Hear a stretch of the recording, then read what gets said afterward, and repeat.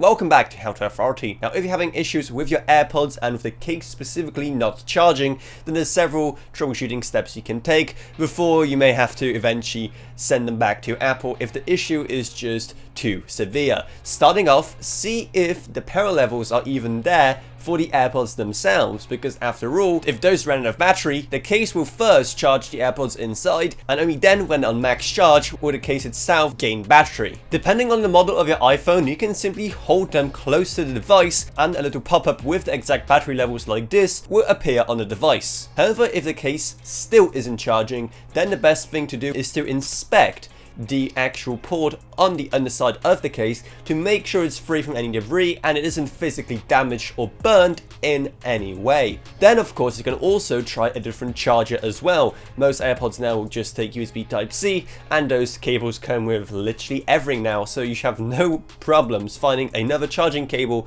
just to try. You can also try a different outlet as well. Maybe it isn't the fault of the cable itself or the port on the case, but rather whatever power outlet you're actually getting the power from. Maybe it itself is malfunctioning or not properly charging the device. If all of that fails, then there's of course Apple support as well, which you can contact about what can be done in the situation. If your product is still covered under warranty and it isn't anything too egregious on your side that caused them to stop working, then you may get away with getting a brand new and functional AirPods case that actually charges. However, if it's outside the warranty period, then things can get a lot worse for you. Now, you can actually get third-party charging cases as well. So if your original one from Apple breaks, you can still get a brand new one to house your AirPods in. In summary, there's a lot of reasons why an AirPods case might not charge, and as you can see, there's plenty of steps you can take at home for troubleshooting before you have to resort to contacting Apple